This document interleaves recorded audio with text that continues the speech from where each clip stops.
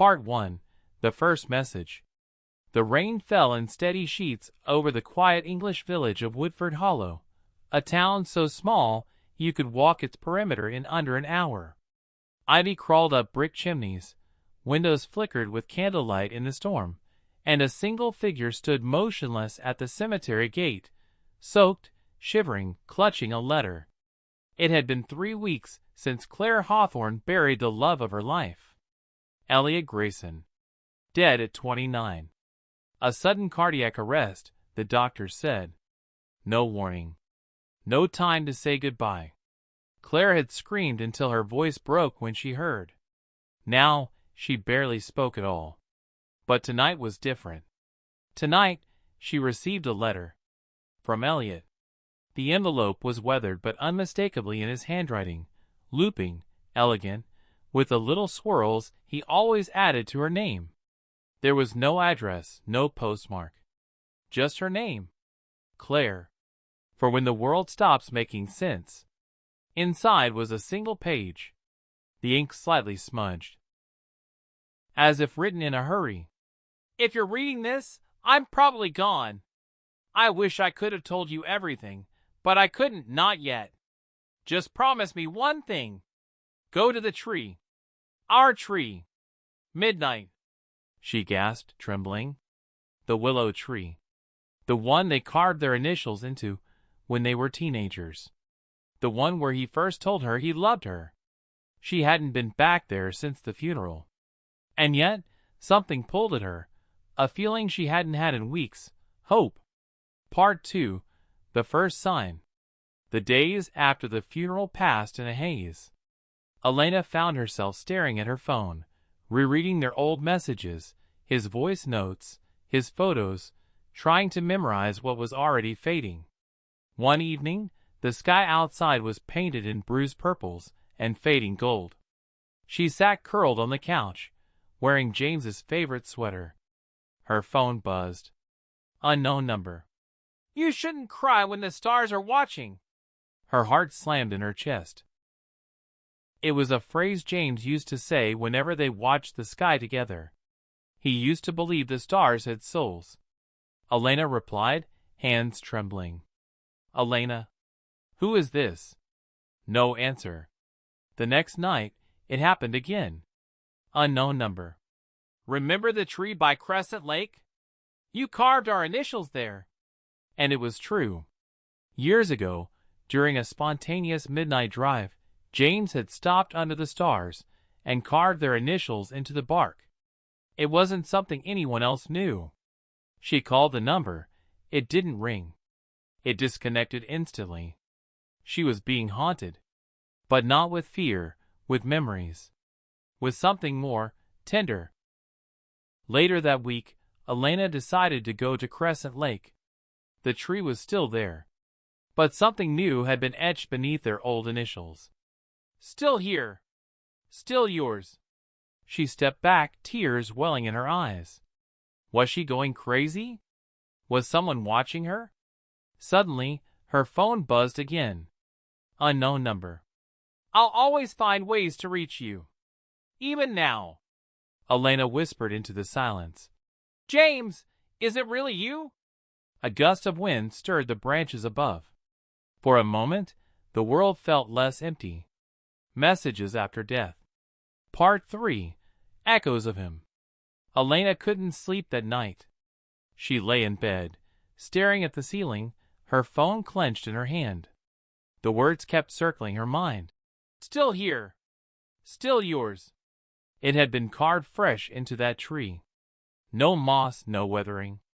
Someone had done it recently. Someone who knew. But James was dead. Buried. She'd stood in the cold rain while they lowered his casket. She had thrown the white rose. She had listened to the sound of dirt hitting wood. He was gone. And yet, the next day, she drove to James's old apartment. His sister, Molly, had boxed everything up weeks ago, but still had the keys. Elena didn't know what she was looking for. Maybe closure. Maybe proof that he had scheduled messages or some kind of system. The apartment smelled like old books and coffee. His jacket still hung on the back of the chair. She sat down at his desk. It was covered in old notebooks, half filled with James's ideas, drawings, and strange little lists. Then, under a stack of sheet music, she found a sealed envelope. It had her name on it. Elena.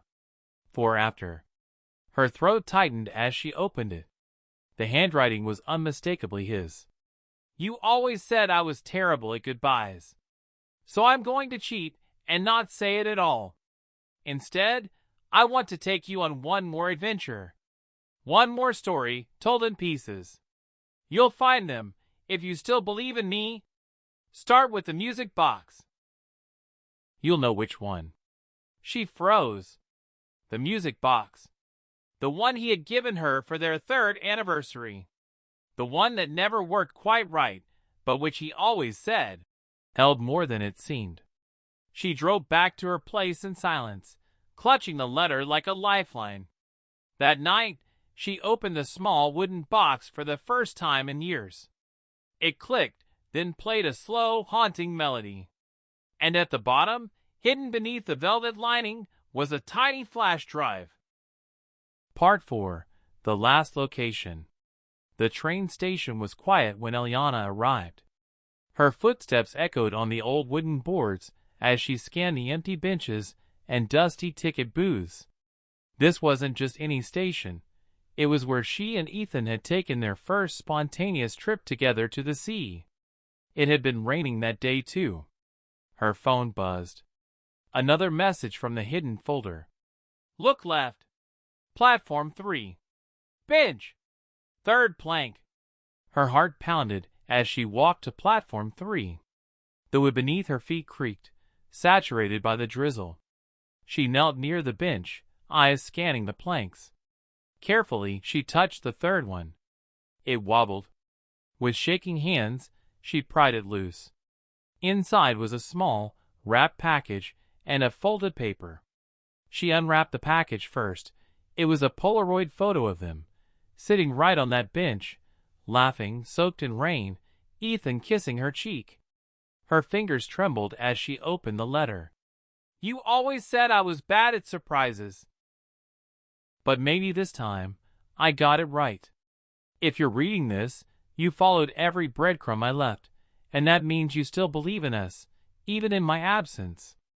I couldn't give you forever, Elle, but I gave you all the time I had, every second.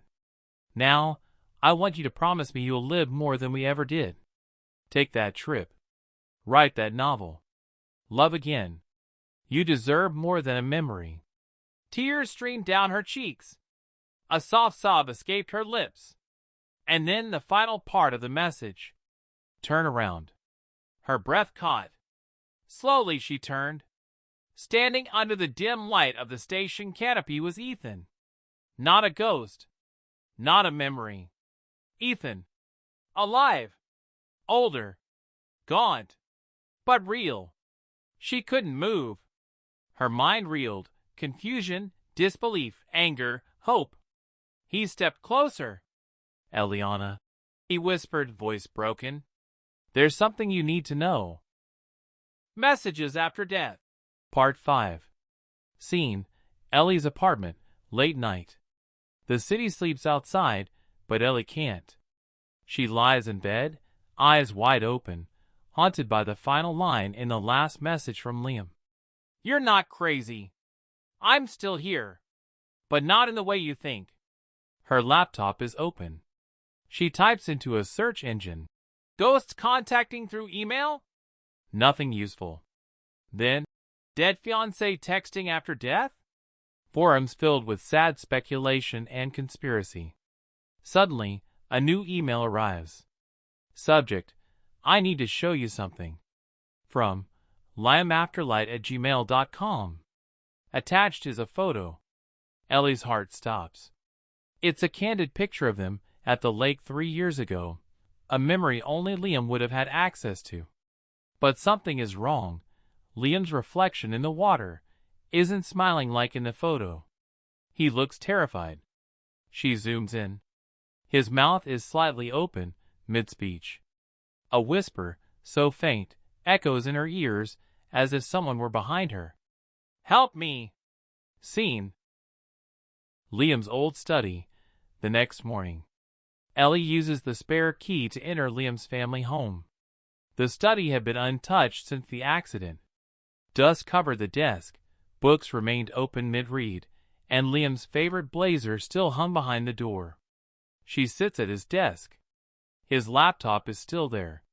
And strangely, it boots. A folder appears on the desktop, named AFKRLIGHT.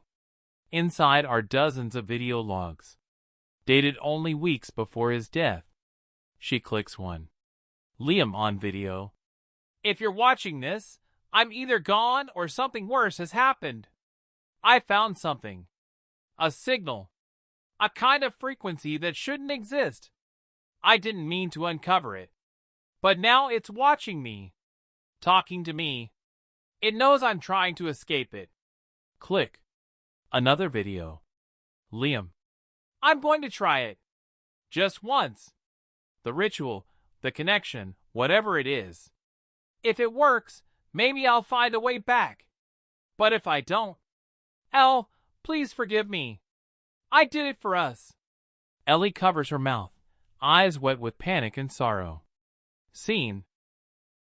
Ellie's apartment, midnight. She sits surrounded by candles, recreating the setup from Liam's video. A mirror, a photo of them, white noise playing on a loop. Whisper start. Not from the laptop, from the mirror. Ellie stares at her reflection. And behind her, Liam. He's not solid. Not fully there. A shimmer. A fracture in reality. He raises a hand. His mouth forms a word. But no sound. Ellie touches the glass. It chills her to the bone. Suddenly, the laptop flickers. A message pops up. Liam. I'm trapped. Between the static and silence. Between time. I found the signal. But it found me too. Ellie. How do I get you out? Liam. You can't, unless you break the rules of death. Part 6. Messages in the rain. The rain hadn't stopped since that morning.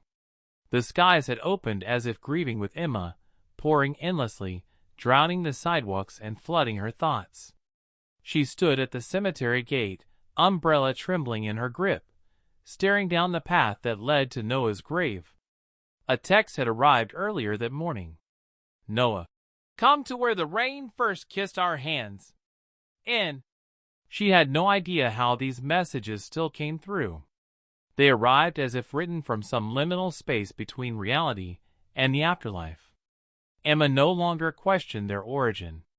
They were him, and that was all that mattered. She walked slowly through the path, passing the trees that once heard their laughter. Her shoes sank slightly into the wet earth. The rain softened her footsteps, but not the ache in her chest. At the stone marked, Noah Carter, she paused and waited. The wind shifted. The sound of the rain became softer, as if silenced by something sacred. Then her phone buzzed again. Noah. You always hated the rain, but today, you walked through it for me. That means more than words. Tears joined the rain on her cheeks. Emma. Why now? Why today? Another buzz. Noah. Because you're ready. Look behind the stone. There's something I left. Something I hoped you'd find only when your heart began to heal. Her hand shook as she circled the grave. Tucked in the damp grass behind the stone was a small, rusted tin box. She opened it slowly, her breath catching. Inside, a Polaroid of them by the ocean, soaked in sun and salt. A tiny folded paper. For my forever girl. A flash drive. She slipped it into her pocket. That night, at home, she plugged the flash drive into her laptop. A single video file loaded. Lovendurers.mp4. She hesitated, then clicked. Noah's face appeared on the screen, alive, smiling, tearful. Hey, Em. If you're watching this, it means I'm gone. Really gone. And you've made it to the other side of the grief cliff I feared you might never climb. He exhaled shakily. I've written so many letters, left so many messages. Not because I didn't believe in death, but because I do believe in love. And ours deserves to be remembered in more than just pain. Emma covered her mouth as tears poured. Live, Em. Live the way we dreamed when we were 16. Loud, fearless, messy. Fall in love again. Paint. Run. Kiss someone under a lightning sky. Don't wait for signs. Be the sign. He reached forward, as if through the screen. And no, I'll love you until the stars fall silent. The screen faded to black. Emma sat in the dark, lit only by the soft glow of the paused video. Outside, the rain had stopped. And somewhere in her heart, something, just a little, began to bloom again. To be continued. Part 7. After the rain. A week had passed since Emma watched the video. She'd replayed it only once, not because she needed reminding, but because every word had etched itself into her like new breath filling old lungs. Noah's voice no longer haunted her. It guided her. The sun had returned to the city. The same streets that once felt drenched in sorrow now shimmered under early summer warmth. Emma walked with a journal in her bag, paint under her nails, and a strange, unfamiliar sense of forward motion in her chest. That morning, she returned to the beach, the one from the Polaroid. She wore the same ocean blue scarf he once teased her for. The same one he'd wrapped around both their necks that winter, when they danced in the snow like fools. The waves were calm, steady.